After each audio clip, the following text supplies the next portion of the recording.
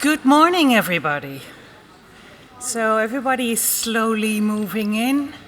So did you all have a good night last night? There's a very bright light shining in my eyes. Gosh, and it's so early.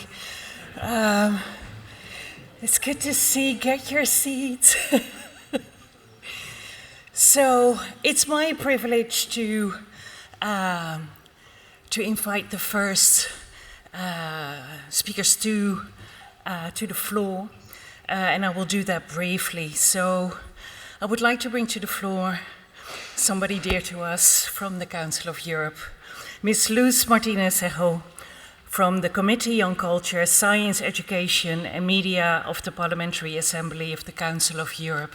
She will do the introduction to the speech that we will be talking and listening to later. So sit back and enjoy. Thank you.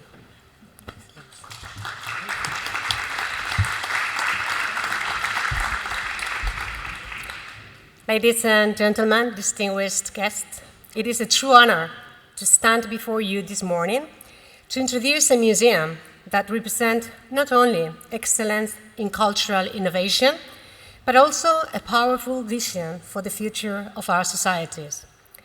The Council of Europe Museum Prize celebrates institutions that do more than safeguard heritage. It recognizes museums that actively contribute to strengthening democracy, fostering participation, and embodying the values that unite us across Europe. At the heart of the work of our Committee on Culture, Science, Education, and Media lies a clear priority: the empowerment of young people as active citizens capable of shaping the present and the future of our democratic societies. It is precisely this ambition that makes this year's laureate so remarkable. The Young Victoria and Albert Museum, located in East London, is a pioneering institution with a bold and inspiring mission. Reopened in 2023 with a fully renewed concept, it has been co-created with thousands of children, families, and educators, ensuring that its content reflects a diversity of lived experiences and perspectives. This approach goes far beyond consultation. It is a genuine model of participation. The museum invites children and young people not only to visit, but to engage, to question, and to contribute. Through its programs, it connects creativity, design, and play with key societal challenges such as sustainability, belonging, and empathy. In this way, the Young V&A directly responds to one of our committee's central objectives: to reinforce socialization, participation, and democratic engagement among young generations, particularly at a time when traditional forms of civic interaction are being transformed by digital environments. It provides a tangible space where young people can meet, interact, and build a sense of shared belonging. Equally important, it's a strong commitment to inclusion. The museum actively involves children with special educational needs and disabilities and works closely with the schools and community organizations in a diverse and sometimes disadvantaged area. This reflects another key priority for our work: ensuring that access to culture is universal and that no one is left behind. By placing young people at the center of its mission, the Young Victoria and Albert Museum delivers a powerful message. It shows that culture is not only about preserving the past, but about empowering individuals to imagine and build the future. It demonstrates how cultural institutions can nurture confidence, creativity, and a strong sense of citizenship. In selecting the Young V&A for the Council of Europe Museum Prize, we recognize a model that aligns perfectly with our shared objectives: promoting democratic values, encouraging participation, and investing in the potential of future generations. Dear colleagues, the Young V&A is more than a museum. It is a space of empowerment, a laboratory of ideas, and a beacon for inclusive and participatory culture across Europe. Allow me to warmly congratulate its entire team on this well-deserved distinction. And of course, I give the floor to the soul of the museum, the director of the museum, Helen. Thank you very much.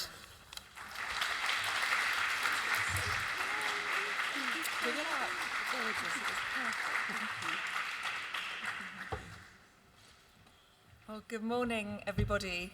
I hope everyone had a really good night last night, and we haven't got anyone sort of with an aching head this morning. Okay, well, that was a beautiful introduction. Thank you so much, Lou. It's just incredible. So honoured and privileged to be here today as a recipient on behalf of my team of the Council of Europe Museum Prize 2026 and to contribute to this really inspiring and thought-provoking conference. When I was in Strasbourg in April, I spoke much more about Young V&A in the context of the civic role of museums, of children's museums today. I spoke about the context of the rising tide of populism, democracy being challenged at almost every turn, nation-state conflicts, all of those geopolitical, socio-economic, the long tail of COVID, all of that contextual piece and situated Young V&A in that context. But I won't do that this morning. I'm going to speak much more about Young V&A in the context of disruption. I also want to just acknowledge all the speakers yesterday, so inspiring. I feel like I went through all the way around the world and back again in sort of 8 hours. But the theme of the conference is, disruption, and that's what we've done at Young V&A. With a spring in our step. This is the exterior of the building. If you haven't visited us in East London, please come. We will give you a wonderful, warm welcome. We have created with children and for children a creative powerhouse. Creativity as a force for change. And of course, within this, if we're going to disrupt, then we are disrupting through play. No better way. Play as an act of creative rebellion. Now, yesterday was the UNICEF International Day of Play, and the theme of that day was protect childhood, protect play. And there was an ask that went out through UNICEF for all adults to think about games that you used to play when you were younger and to invite young people into those spaces to play those games and keep the heritage, actually, of play alive. But I'd like us, for the next 15 minutes or so, to really think about how play can be an act of disruption, of creative rebellion. And when we were co-creating Young V&A, we had to tear up the rule book. Now, we might not think that there is a rule book of how to design museums, but believe me, there is. Historically, and for the most part even today, museums are designed and created largely for adults, largely for able-bodied, sighted adults who somehow, we think that we learn by reading a label.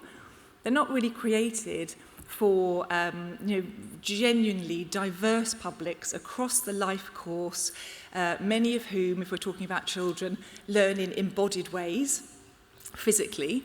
We had to really start over, and it was great fun, but we wouldn't have been able to have done it if we hadn't been co-designing with children.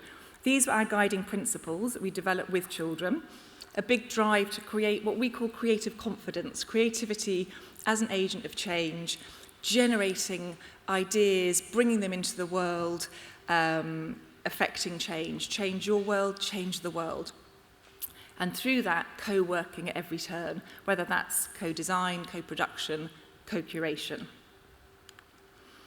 We had our fourfold vision, inspiring, nothing without inspiration. No change, no disruption can happen without that catalyst of inspiration. So inspiring young people. We have nearly 2,000 objects on display across the museum. I'll tell you a little bit more about how we organise them in a minute. A big piece around empowering empowering not just children, but their families, their carers, educators, with the power of creativity, of design, of play, of imagination, connecting young people. Again, we know that our museums are sites of convening, never more important, particularly in a digital age. And all the big visitor studies, it's quite humbling if you are working in a specialist field to understand that nearly 70% of visitors come because they want a social experience in our spaces. They want to connect, they want to be together. How do we design for that? And being part of a conversation that's influencing the wider sector in child-centred inclusive practice. So, we had to break the rules. I inherited the former Museum of Childhood back in 2018 and was tasked with a brilliant team to transform what was the Museum of Childhood about the ephemera, the material ephemera of childhood, about childhood but not for children, into what would become, so from this to our beautiful, activated, uplifting young V&A. The children set us the brief, and this I think is possibly one of the best briefs in all of the history of museum design. They wanted us to design the world's most joyful museum, designing for joy. And I think we can all agree, all around the world, children are in urgent need of more joy, more optimism, and let's do this through action. We talked yesterday about hope through action. So our action was to co-design an entire museum, and that was where we were locating Designing for Joy.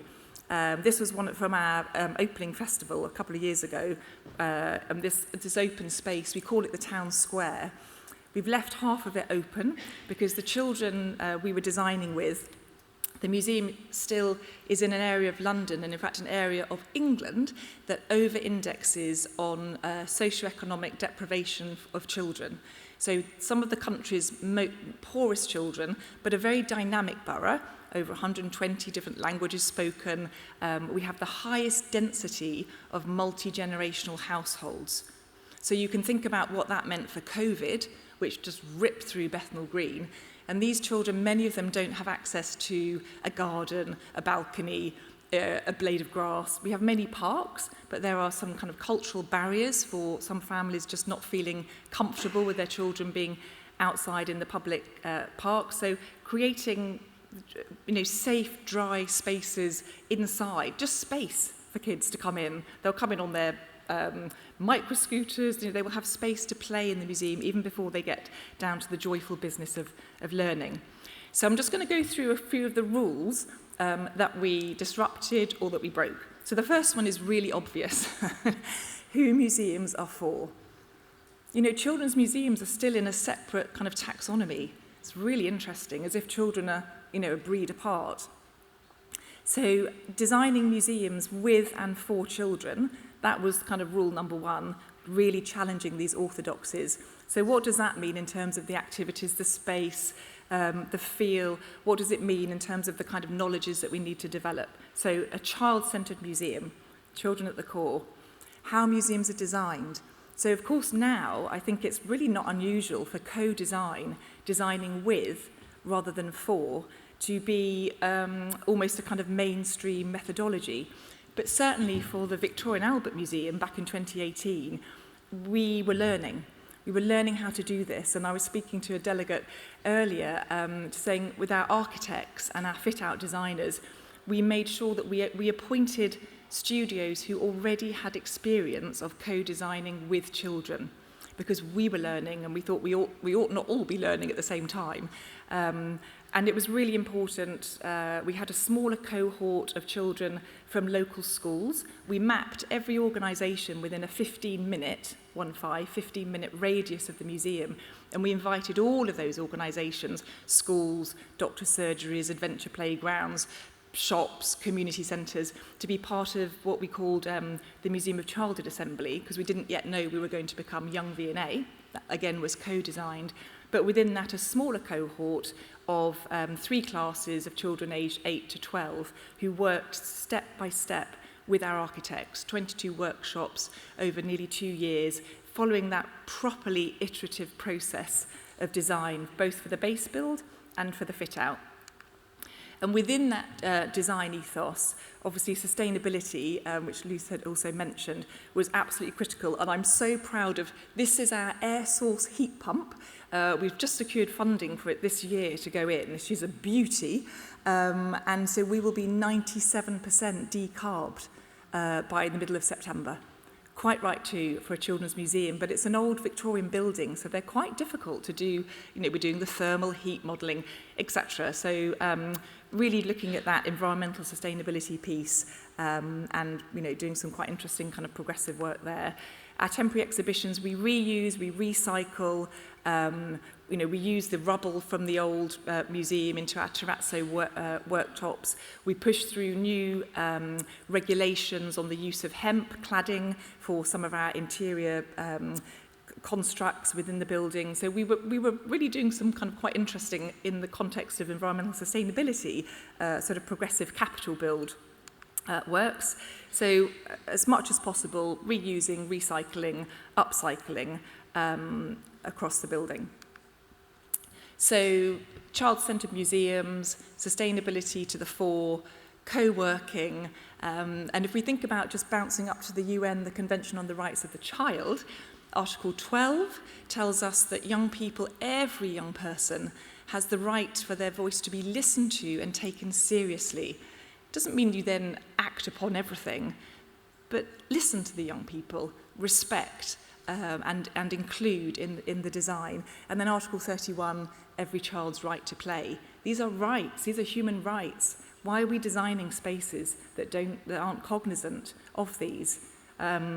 So, how museums make you feel? Again, going back to that designing for joy. And joy can be quiet and small. And when we were designing the museum, the children were really adamant about this. As much as they wanted spaces to, do the dancing, parade, come in on your micro scooter, play the steel bands, all to be big and expressive and free. But they also wanted spaces to be small and quiet, to curl up with a book, many, many books across the museum. So when you come to visit, you'll see we have little alcoves, we have a reading room, kids come after school, some do their homework in the reading or just sit and noodle through a book. But the space is very invitational. It's designed as an open landscape. So again, there's that thing, isn't there, with children, as the umbilical cord stretches, how far can the child go from the adult carer and still feel safe, and vice versa. We never have lost children, sometimes we have lost adults. But the children feel very empowered and safe, and they know that the space is designed around them. What museums look like. Now look, we do have nearly 2,000 world-class, mind-blowing objects on display, but they are on display in ways that, again, invite engagement. But we also have a lot of spaces, really for doing. So this is it's called Build It. And when you come through, I haven't got a photo, but there's a lovely arch which is based on one of the Froebelian models, and it's got gold leaf on it, no expense spared. But actually it's a construction. It's about den building, construction toys. All around the outside of it are examples of the toys. So we're always connecting the exhibit with what you do with it. I mean, I still struggle after 35 years working in museums. I don't know why we still rely on the primacy of reading to learn. It's only one way. We are embodied creatures. And so museums still have got a way to go to really acknowledge experiential sensory learning. So that's threaded throughout Young V&A. The voice of the museum. When we were doing the research for Young V&A, we travelled around, we spoke to lots of incredible museum peers, and it was very interesting seeing the different approach to kind of didactics and pedagogies in museum. And as a Brit, we don't like being told what to do, so the voice of the museum had to be much more sort of invitational, and then with moments where we could step into a more sort of instructive space. So this is up in our design gallery, which has some beautiful 5 case studies of design as an agent of change, design giving us a voice. So we have a case study on Extinction Rebellion, for example. All the themes, again, selected with the children, all the themes of the galleries. but sometimes they're not that obvious. We have an incredible doll's house collection at the V&A. It is just exquisite. But in the Museum of Childhood, it was displayed doll's houses in glass vitrines, and the children couldn't get at them. One of the things we did before we closed the old Museum of Childhood was we put GoPros on children, on little ones, and we filmed how they were experiencing the museum. And it was salutary. They weren't really looking at the objects apart from, wanted to engage with them and not being able to. It was all about the interstitial spaces underneath, round the corner. Where can I go? Where can I play? Where can I have a little bit of an adventure in this space? It was really interesting. So with our Doll's House gallery, it's called Living Together because it's about community. Doll's houses are about how we live, and for the children's perspective, they would say, where I live, where my best friend lives, how I get to school, where the fire engines come, where I can go out to play. So the objects are displayed, it's on a street scene, there's a playable doll's house, there's things high, low, there's buttons you can press to hear conversations. Everything is enacted with easy magic. These were the interpretation principles. We had real rigour across this whole process, but there wasn't a set of scholarship. Even in museum studies, there's maybe like 6 or 7 books at the moment on designing with and for children. It's really exciting. It's a nascent field. But this is our rubric. Everything in the museum had to meet, either it needed to be active, social, and relevant. And this was our sort of heuristic for interpretation design. And we had a wonderful panel also of experts, child psychologists, social scientists, comedians, you name it, who were helping us critique our process, help us learn as we went along. Very iterative process, very joyful, but everything underpinned. And if the exhibits didn't respond to this, then we needed to change them. What to do in a museum? This comes back to that invitational piece. The museum is free. When you come in, it's the first thing you see. It was really important, particularly for our local audiences. We've been in this site, this building, since 1871, formally opening in 1872. But we had communities, obviously younger communities, some of you who'd grown up in the vicinity, who then have come and they work with us, some of our front of house assistants, who said they'd never been in when it was the Museum of Childhood. It was a museum, it wasn't their space. So we had to work so hard on that invitation, and one of the core messages is, it's free, it's a national museum. Joy, they wanted a joyful museum, joy this way. And all the permission, all the things you can do here, and as you've got there, disrupting, come into our museum and be a disruptor. Please do that. This is a space to do that. Feel empowered, giving that permission.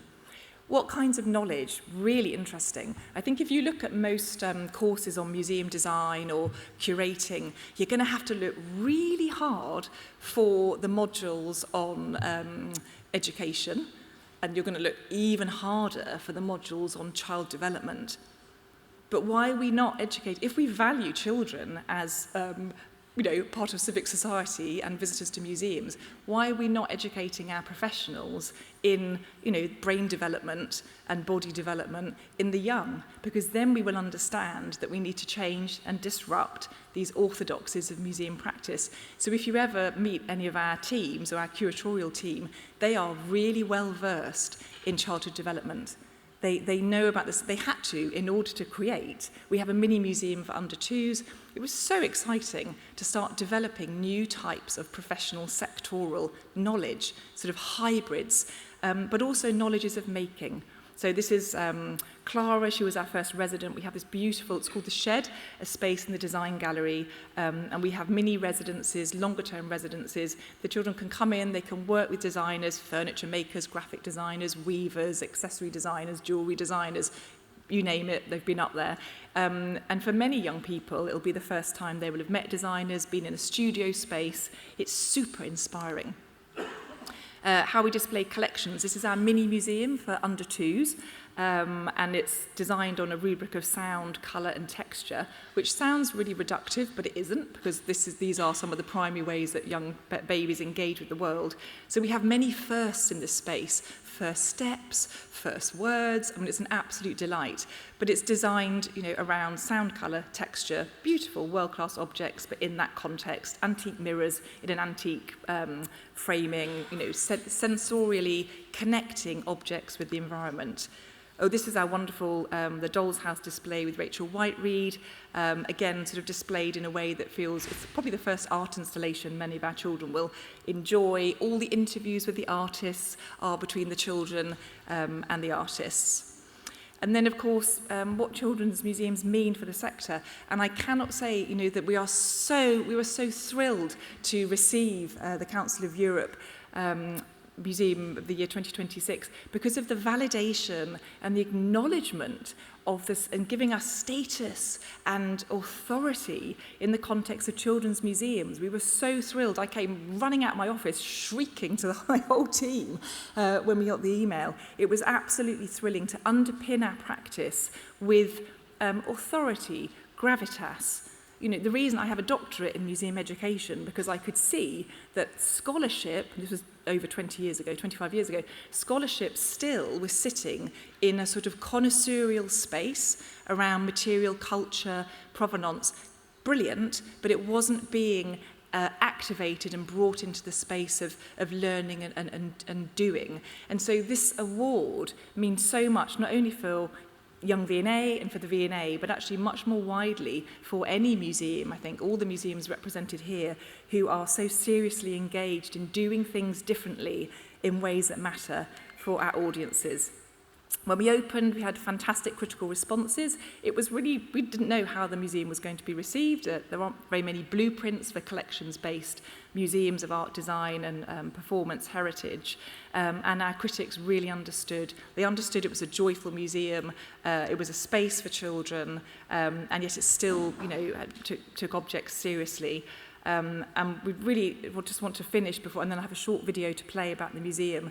Again, just acknowledging from the Council of Europe, the judges' report around an inclusive playground experience that's friendly, peaceful, and joyful. And just on a sort of salutary note, when we were designing Young V&A, at the outset, we worked with Beano Brain and their research arm, and we asked a large cohort of children aged 8 to 12, what do you think when we say the word museum to you? What do you think was the most commonly the response? Yes, boring. 33, come on. This is our sector, 33% of children. When we say museum, what do you think? Boring. So, come on. So this was it was the gauntlet down, work to be done. This needs to be disrupted. So I think I'll leave you just before we put the video on, to continue disrupting, and don't forget, in our museums, let's not forget to play. Thank you. Young V&A is a leap into the power of creativity. This museum used to be the Museum of Childhood, but it's been through a big transformation. It went into hibernation a few years ago, but in July 2023, it woke up as Young V&A. Now it has nearly 2,000 objects on display, 3 interactive galleries called Imagine, Play and Design, and a place for exhibition designed for children, meaning there is so much to explore and discover. It's for ages 0 to 14, but adults can come too. Each gallery is full of creative objects from all around the world and activities inspired by them. There's something for babies and early years right up to the older ages. There are immersive optical illusions, a performance area where you can get up on stage, a giant marble run, Minecraft building, a self-portrait maker, and so much more. Every part of the museum has been co-designed with children like me. The architects and people who set up Young V&A worked with over 20,000 people from local schools and the local community to really understand what we all wanted.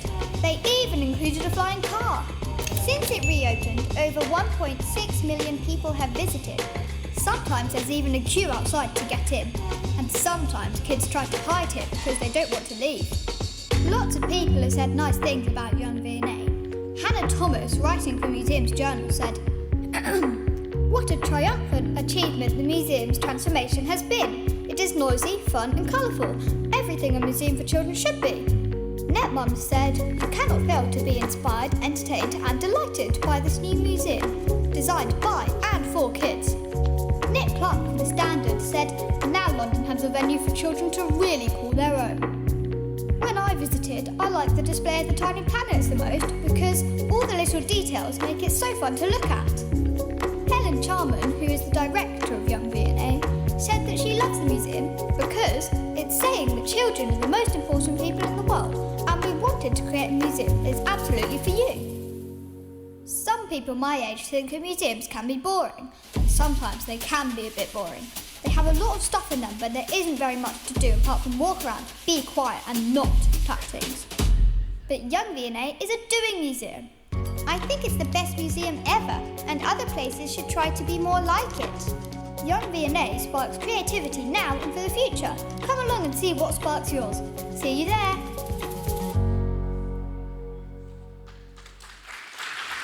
Young V&A.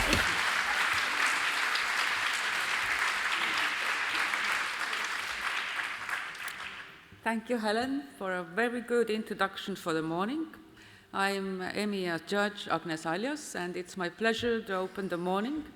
It's so good to see you that after yesterday's very good presentations and intriguing instructions, you are all here in the morning. And as of course everybody are very interested, and normally all the museums try to engage young youth, teenager, and it seems very crucial. So we decided to put this panel for the morning to inspire you all and think about the audiences, who the children are. As Helen was also speaking about children, we could see that they are a very direct audience. So normally they say you get the feedback right away, what they like, what they don't like. If you take the audience group as teenagers, we can say that they are the same media generation who use media in the same way, but their interests, their topics, what are relevant for them, what they want to speak about is totally different. And normally we are not so good in knowing what the youth, the young, the children really want to have from the museum. So I'm really happy that in this morning we have 3 more presentations to hear about the topic, and then we have a discussion. So you see the Slido number in the corner, so you can start to ask questions, also from Young V&A. And I will say firstly, Helen, please have a seat in the stage. And then call to the stage Janne Meresmaa-Roos from Children's Museum Mia Milla from Tallinn, Estonia.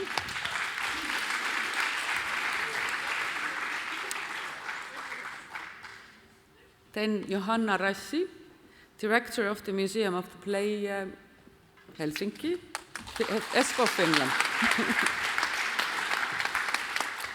And Emma Sanders, Lead of the Exhibition Team in CERN Science Gateway.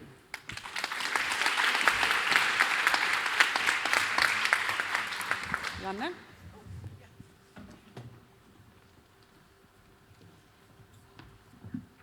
And I'm calling here my co-curator, Sireli Uusmaa. Please come and help me.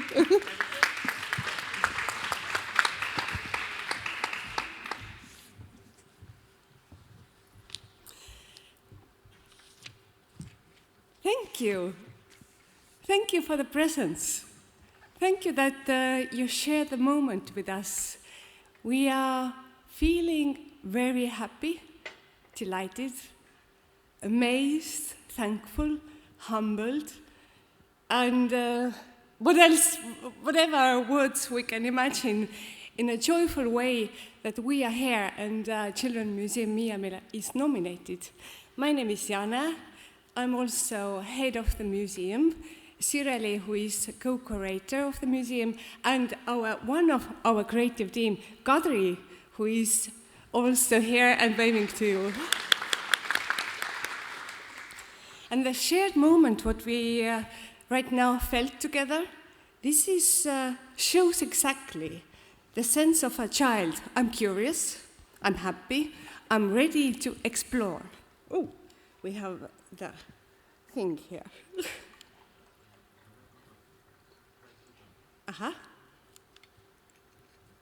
Right button, and now, yes. The video will start. Napse esimene muuseum. Uuri, avasta ja mängi. Tegevusi leidub kogu perele. Muuseum, kus mängivad kõik. Hello. Children's Museum EMYA2026 is at its heart a big, colorful and detail-rich, fantasy-filled world for children and families, housed in a small building inside Kadriorg, Tallinn.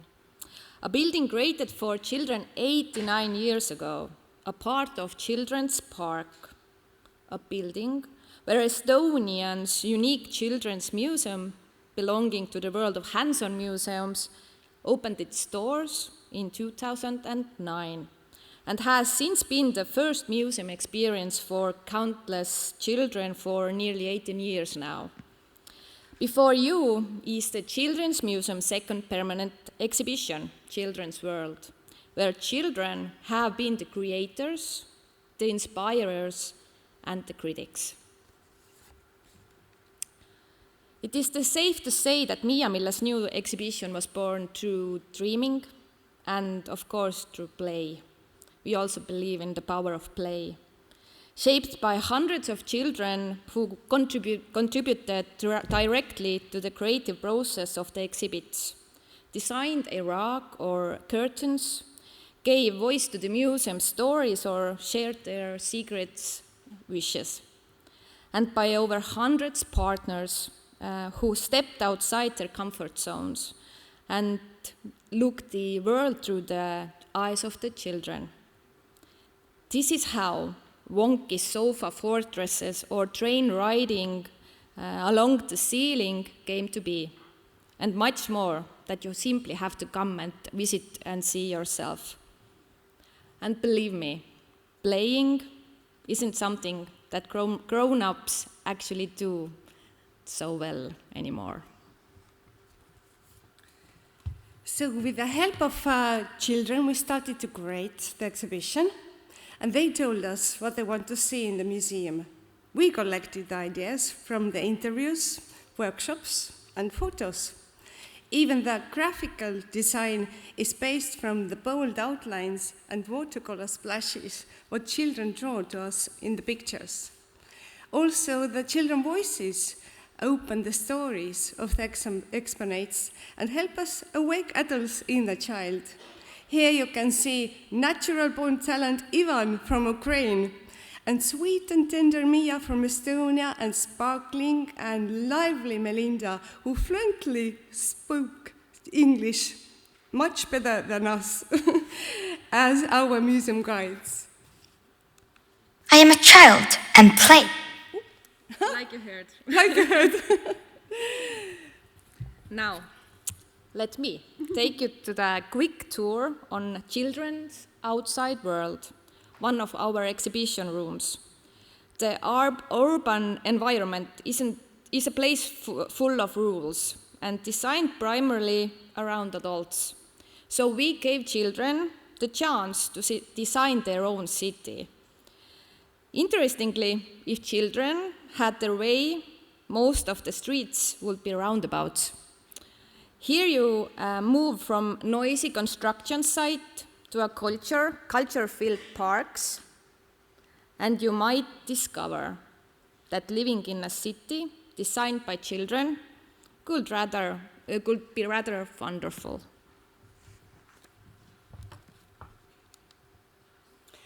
This is one of my favorite exponates, and it is a time capsule which shows 5 children's rooms from different cities around Estonia.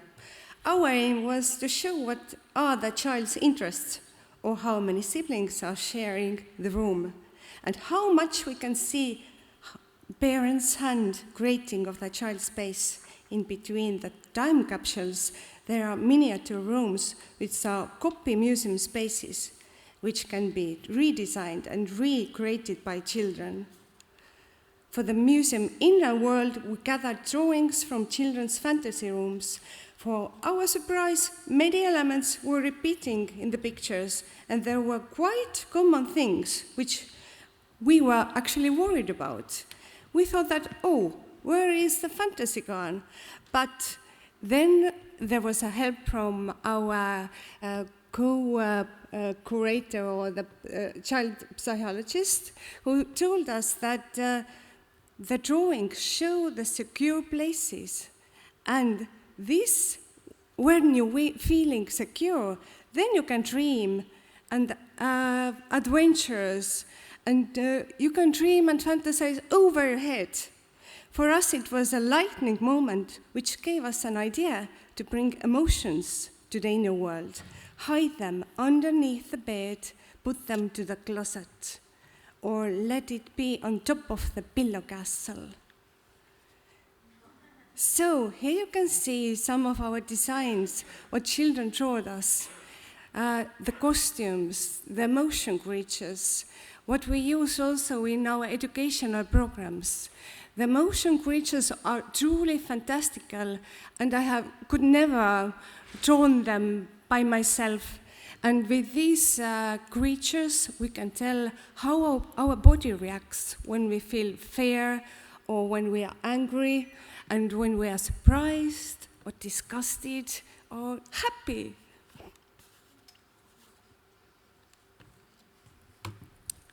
And yes, in the Children's Museum, you navigate using signs and directions designed by children, which can at times be a fun challenge.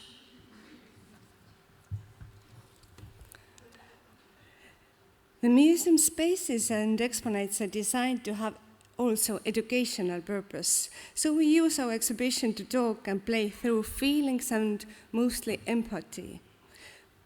From autumn, we start the series of how to protect yourself in social safety, safe choices in the web to feel safe also in the cityscape. So through reflection, through play, through acting, we are sharing our feelings and also understanding that the others are feeling the same as we do. Here you can see also our visits to the kindergarten or the schools, where we collected the ideas of our designing elements in the museum. Aha, Sireli. A good museum is made for everyone, which is why in creating our exhibition we have kept the whole family in mind, from babies to grandparents. We have also designed the visitor experience to be accessible to people with special needs, and as far as our protected heritage building would allow. Also, we have used our Tallinn City Museum collection because we are just a small branch of it. But the collections, of course, are huge. So we used, I think, over 100 toys and cultural heritage items and also textiles, photos in our museum, just to share also the feeling and also to show emotions. And we collected also items from the people and also from the children. So we used them as maybe a little bit different way. So when you enter our inner world, you can see that the swinging horses are upside down, or are they? Maybe we are.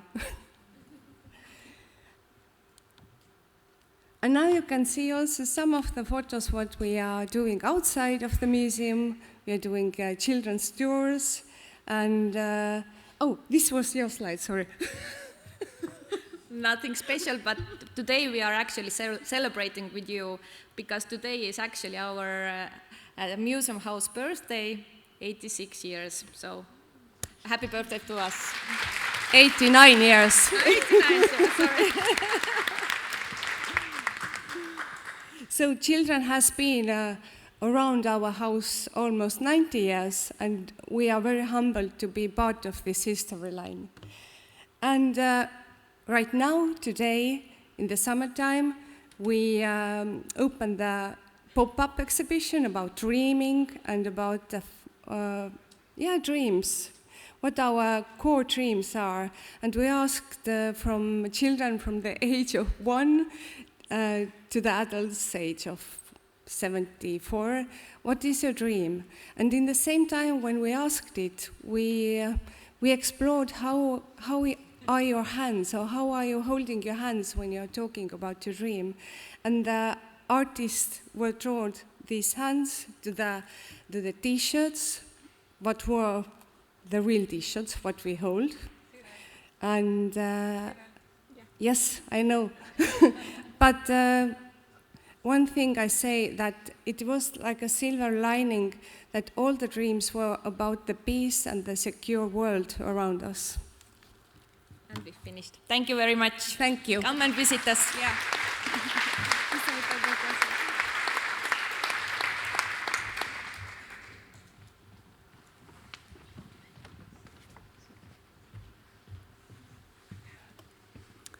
Hello, I would also like to invite my team here, my missionaries of play, Tuuli, Anna and Hanna.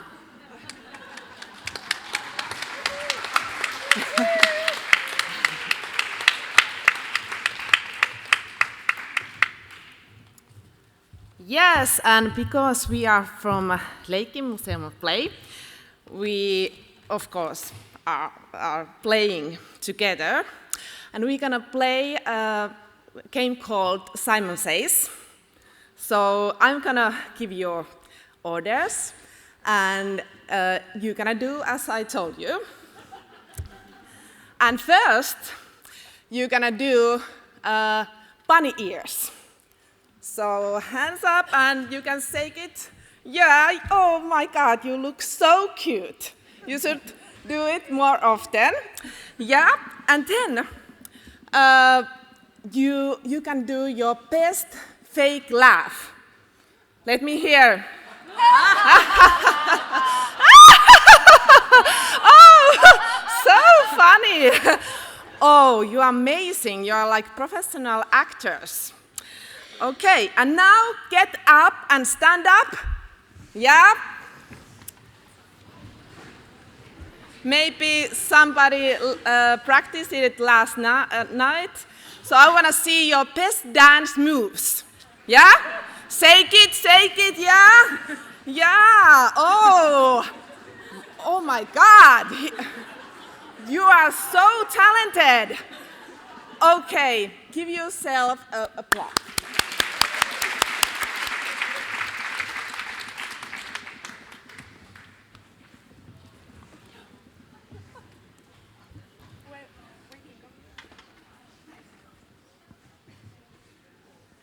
So, we are Leikki, the Museum of Play, and we are situated in Espoo, Finland. We underwent a total renewal 4 years ago, and now we have 3 exhibition spaces.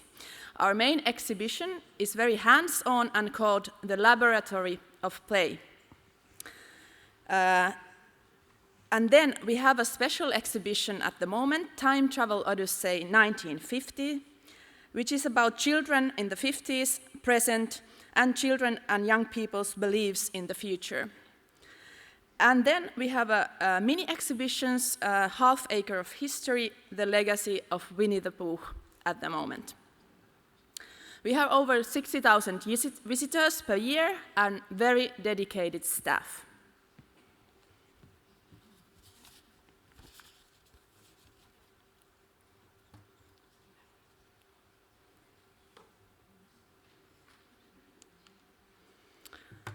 So, our mission is defending play in all its forms. And our mission means that we participate in societal discussion on play. We encourage on seeing play as a positive thing in everyone's lives, not only kids. We offer events and content on play as well as to kids, young people, adults, and seniors. And we try to collect and capture the rapidly changing world of play. For us, play is very many things. In Finnish, we have this word leikki, which means basically only free play connected with kids. Then we have different words for playing games, theater play, etc. Although we see that leikki is behind all of these activities and connected to them. And if we see play in wider perspective, it opens totally new worlds to us.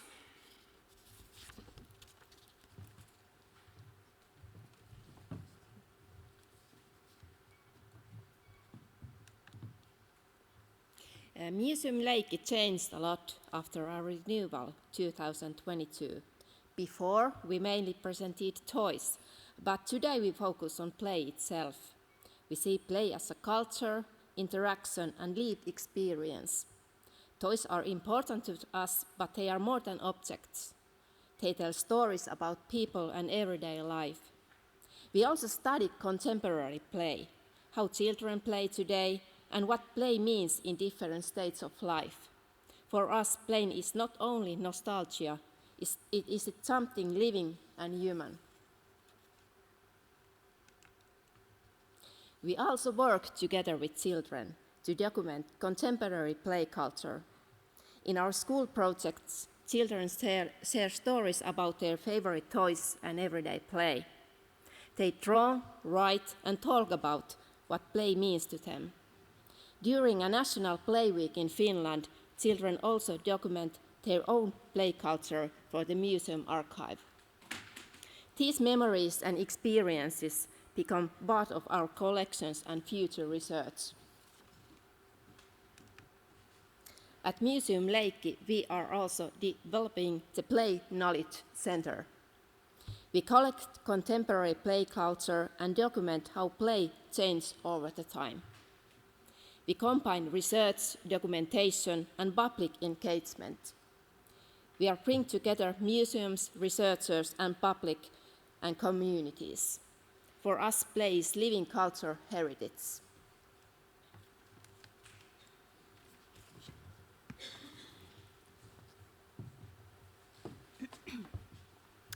Museum Leikki engages communities in various areas of museum work, such as curating exhibitions, planning audience programs, documenting and inventorying the collections. Here are two examples of community-engaged exhibition practices. While we were renewing the museum, we wanted to ensure that the new museum would serve its audience in the best possible way. To support this process, we established two visitor panels, one consisting of leisure time visitors, including children, and another made up of educational professionals. The panels provided valuable feedback by generating ideas, testing concepts, and commenting on our plans. Also, our most recent temporary exhibition was co-created with a group of volunteer experts. As the exhibition focused on Japanese popular culture in Finland, the group consisted of enthusiasts of that subject. They participated in script development, object selection, and the planning of audience programs. So, communities also have played an important role in developing our audience programs. For example, in the Museum Leikki Hanami events held in spring 2025 and 26, volunteers contributed to both the planning and delivery of program. Another example is Ponikoni, a convention for My Little Pony enthusiasts, which is organized primarily by volunteers each autumn. The museum only provides the venue, infrastructure, and organizational support. By engaging communities, we have been able to reach new audiences and create meaningful experiences and content for a broader range of people.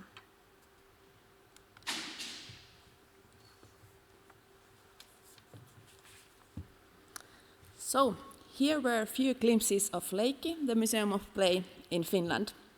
We thank you for your interest and wish you a playful conference and gala. Keep on playing.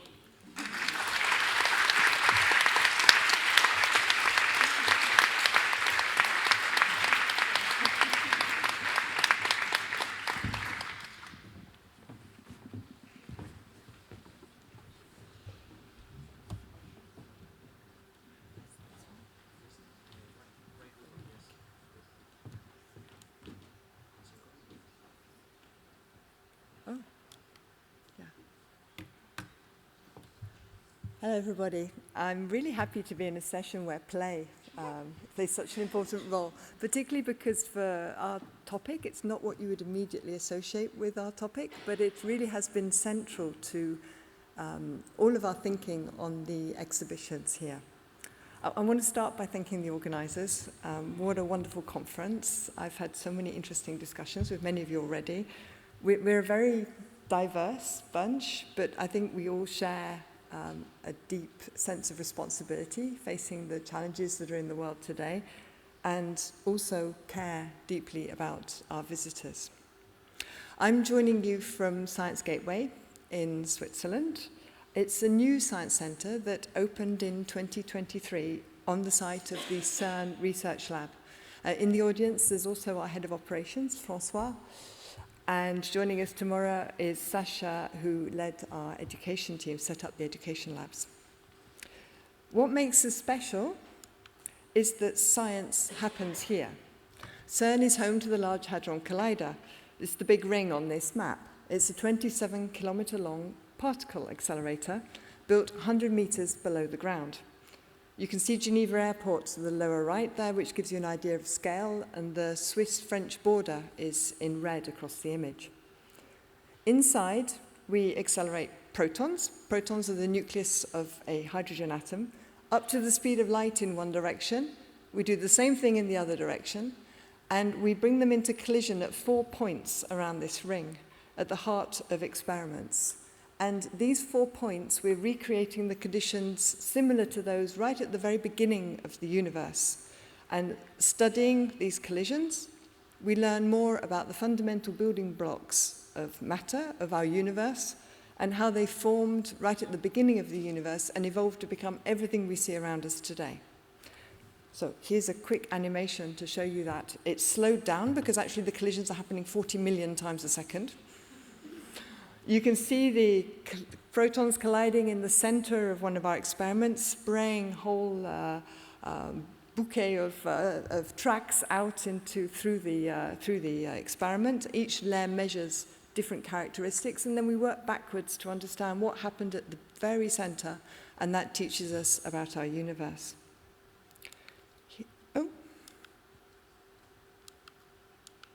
Here's what the experiments look like.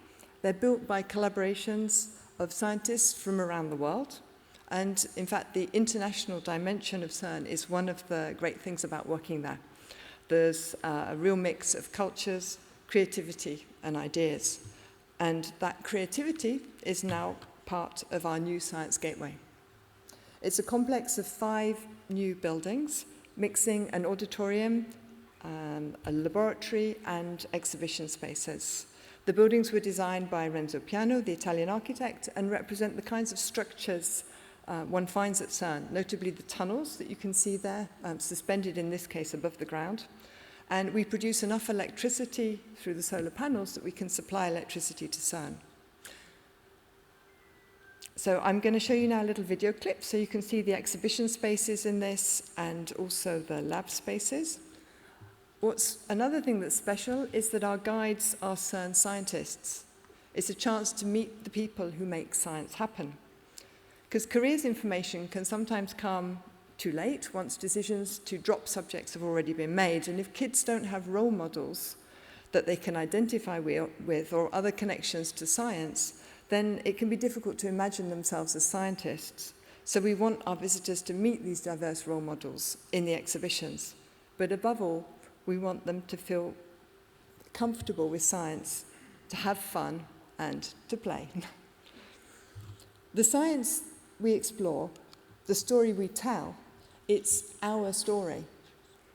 Because we and everything around us are on a very small scale made of particles. These particles have existed since the very beginnings of the universe, the Big Bang, and they've evolved along with the universe over time.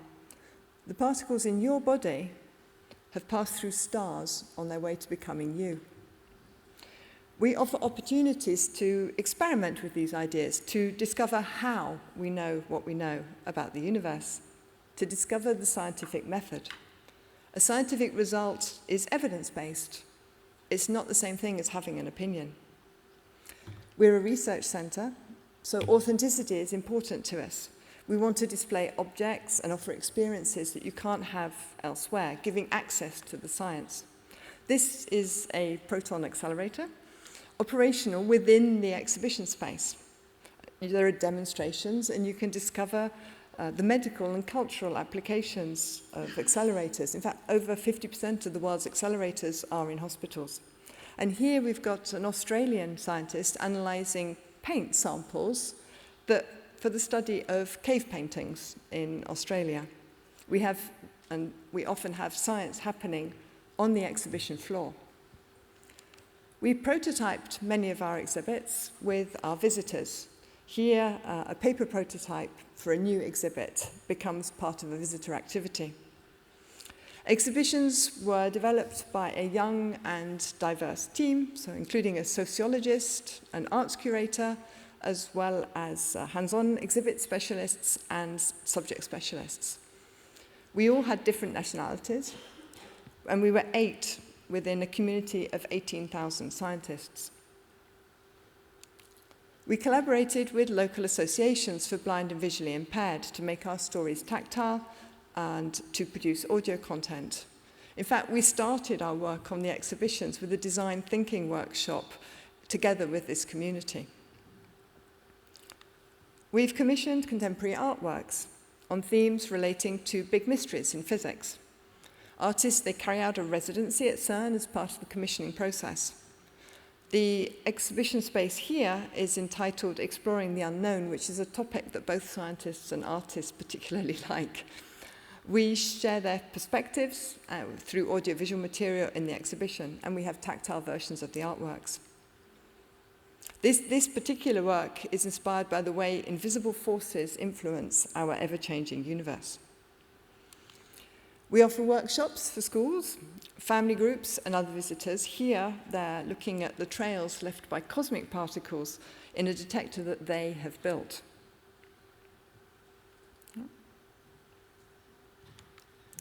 Science Gateway is also, importantly, a hub for site visits across the laboratory. So behind-the-scene tours of some of the extraordinary places that we have at CERN, guided by CERN scientists. It's free, as are all of our activities. We also offer science shows run by CERN people on a variety of topics, and we have a program of temporary exhibitions. This one here was co-developed with the Natural History Museum in Geneva. We both have collections, so both CERN and the Natural History Museum has collections, and here we paired objects from those collections in fun and surprising ways. We also go out into communities around the lab, bringing our workshops and our exhibits to science fairs and other events around Geneva. And in the 2.5 years that we've been opened, we've welcomed nearly 1 million visitors from over 180 countries. We'd, of course, also very much like to welcome you. So if you're ever in Geneva, please pop by. It would be great to see you and continue these interesting conversations we've been having at this conference. Thank you.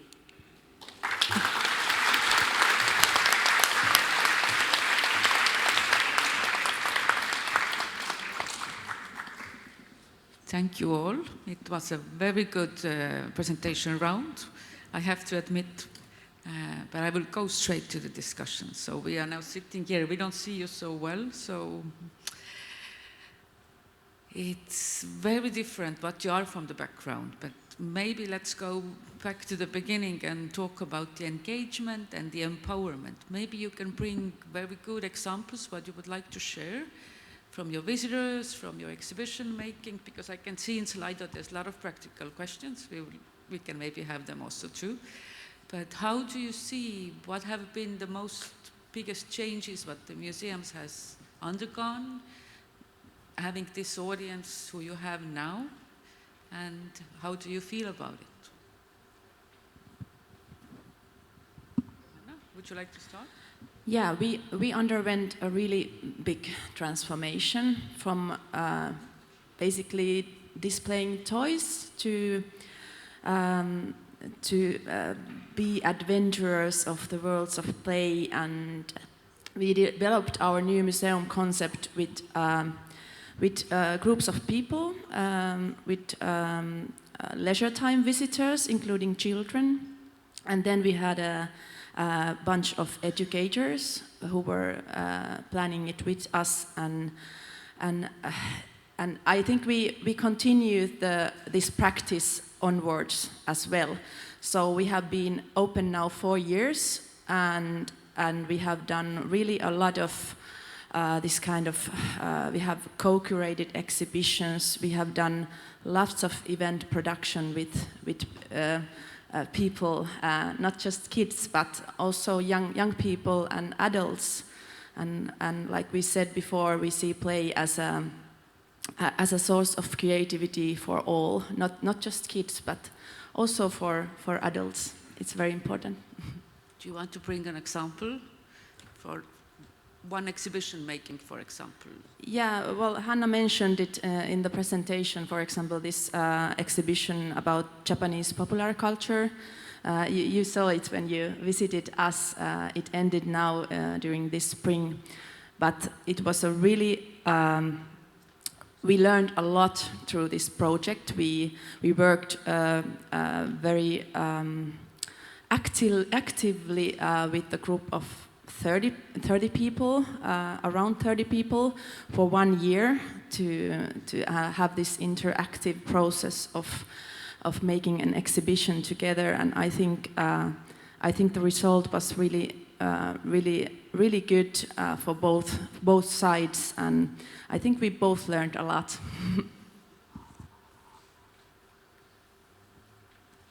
Yeah, I think. Can you, yeah, okay. Thank you.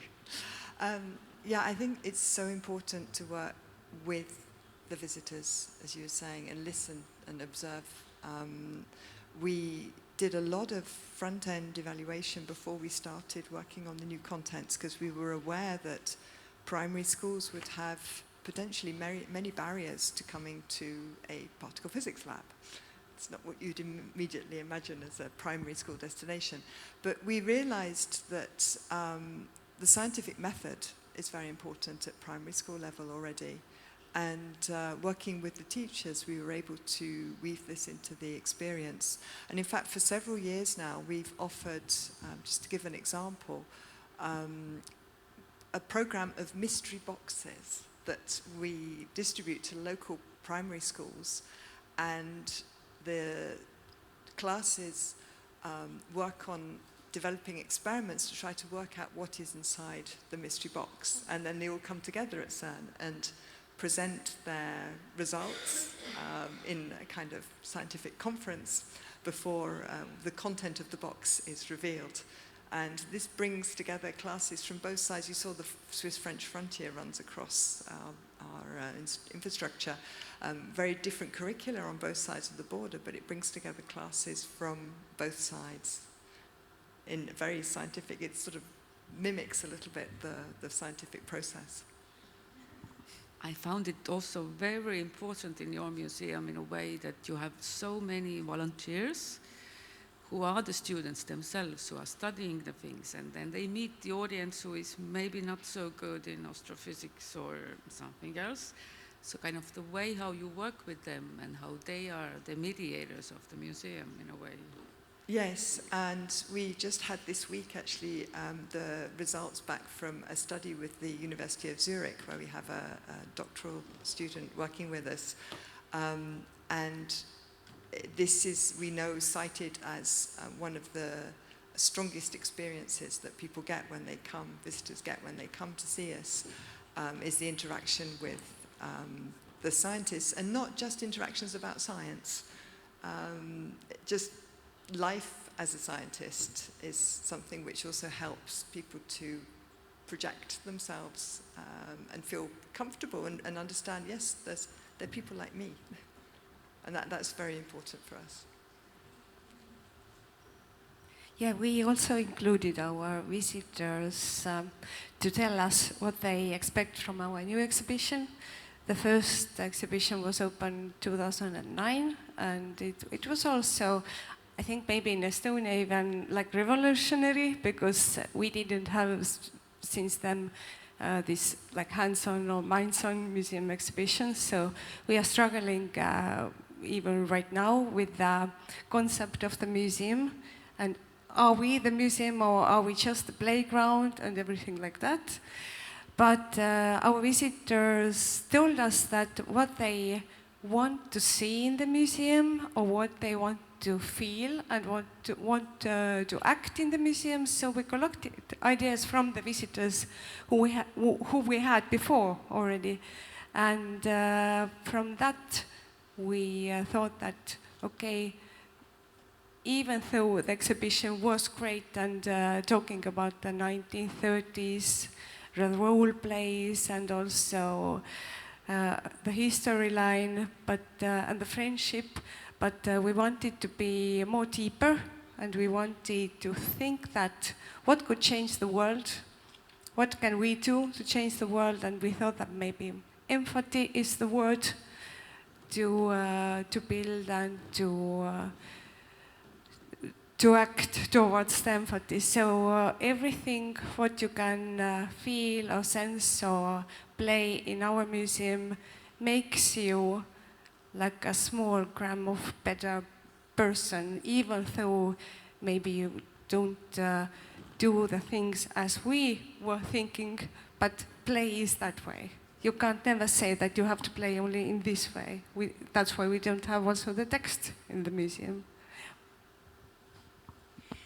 Yeah, so if I understand correctly from Slido, there were questions around the co-working and co-design as a methodology. So one of the things, we started off really understanding co-working across a spectrum of very intensive designing with at one end, co-design, co-production, co-creation, co-curation, up to sort of consultation at the other end. So partly it was about understanding which mode of engagement was appropriate for the area of the projects we were working on. But also, just to go back to my colleague in CERN, so our collection is a collection of applied creativity, art, design and performance. So therefore, we were extrapolating. We are a museum, we are about material culture, and so we used a design thinking methodology because that absolutely aligned with our collection and a sort of user-centered approach. And then across a rubric, consultation at one end, right up to the very, very structured, rigorous co-design process, sort of enacted that across different stages of the project. So sometimes it would be very intensive with the 8 to 12-year-olds, 22 workshops, working with the architects, very structured, also with the educators, an iterative process following a design thinking approach. And then at the other end, a much lighter touch, sort of consultation with that assembly of our sort of neighbourhood. So it was a broad kind of rubric, and I think that's exactly, you've got a toolkit, and then you're going to pull out, the appropriate sort of method. And as a very quick example, in our Living Together gallery, formerly the Dolls Houses, we worked with a group of children, 30 children from a local school, worked with a local architect on a project which was about their perspectives on community, and that is then embedded in the display in no hierarchies. We had no hierarchies across the whole project. Curators work with educators, work with people in interpretation and design, flat structures, and the works by the children absolutely kind of hold their own, and that was some interesting there with the display methodologies. And I was interested in that you were saying, were we a museum or just a playground? And of course, we learn through play. We learn through play. Montessori said play is the work of the child. We are not fully human without learning through play. So I do think there's a huge amount of work still to be done about the status of play, of children's museums. We can talk about the epistemological status of the object. It's much more complex when you're thinking about that in the context of a 2-year-old visitor. Our practice is really progressive and really sophisticated, but we need to start publishing, advocating, underpinning our practice so that we move beyond the case study and into something that can really hold its own theoretically as well as in practice in the broader sectoral scholarship. Now I have to take the question from the Slido, because the question is very simple. What is your advice for the museums who start their way to be more playful or more interactive? What would you advise to the others? How to start? What what to take priority? I think one first steps is to give up control somehow, to just like try to be creative and try to play a bit, and then to see the museum as a it's not just about objects in the like what you are displaying. When kids and young people come to a museum, you cannot know what they put their focus on and what they remember from the visit. It might be totally something else than you think or you have planned. They remember the greatest jungle toilet they have ever seen, or they remember the biggest elevator they have never been to. So it's kind of, and it's totally okay. Like, I don't know if you were, it was Helen who said that they, or Jane, I don't remember, but that the kids, when they come to a museum, they look for an adventure behind every corner. So I think you have to, you have to put your creativity there. Yeah, I agree with you that maybe as we had the horses in the ceiling, that maybe, and also in your presentation you said that to rethink or redesign or also break the rules, and then this is already play. Also, I think we are sitting here, and this is also a play, actually. We are trying to be in the role of speaking something very important, but we are playing right now. Let's play. I think also as a starting point, start from the perspective of your audiences, of your visitors. So it's that empathy piece. You know, don't start with the collection or the building, or step outside and really understand the motivations, the aspirations and needs, the dreams of your visitors. And that's an absolute kind of empathy exercise. And once you understand what your audiences need, which is pretty complex when you're working with such intensive developmental stages, even in the first 1,001 days of a child's life, it's just mind-blowing what happens in the brain and the body. And once you start there, it gives you a completely different lens on what you need then your material culture to do, and the environments that you're going to create, you know, and how much seating. Back in the day when I worked at Tate Modern, we had one director, Nameless. One of the first acts that he did was to remove all the seating from the galleries, and this was just extraordinary because also in a play context, you know, Montessori says, or Reggio Emilia, the environment is the third teacher, and actually observing your child at play is really important, as well as engaging and playing with your child. But also, you know what, we get tired, you know, museum fatigue. So I think also catering to, you know, for the full embodied visitor. But don't start with ourselves, start with your visitor. I don't want to repeat what has already been said, which is very important. But I think this observing your visitors carries on through, because I think we all know that we can install things in our exhibitions with one intention in mind, and our visitors will do something very different with it. And we need to be open to that, open to their own spontaneous disruption. And that can lead us in very interesting directions. Just one example also, we often design with one particular public in mind. For example, we did a lot of work with the blind and visually impaired community locally. But of course, kids love touching things. They're always trailing their hands over everything. So the more you do that is tactile, the more engaging it's going to be also for children, which is something that's actually quite simple to put into practice. Yeah, and it's not only for children, it's for everyone. Absolutely. Yeah. What about the researchers in your case?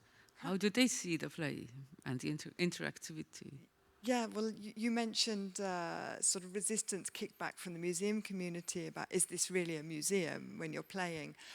Certainly, we've had to change expectations of the scientists regarding what we're going to be doing in an exhibition, or some of the scientists, because there was an expectation that we were going to be teaching particle physics, which of course is not what we're wanting to do. We're wanting to perhaps plant a grain of curiosity, which will go on to grow in other ways, depending on, each and every one of our visitors. So I think there's been there has been a big learning curve inside the laboratory, but then again, that has also been our strength, because each and every one of our exhibits had a scientist working with us on that exhibit. And without their creativity, the exhibition would not have been what it is. So there is questions about tree play areas, about hygiene, but none of us is going anywhere before Sunday morning. So we can continue all these discussions in the coffee breaks. And thank you all.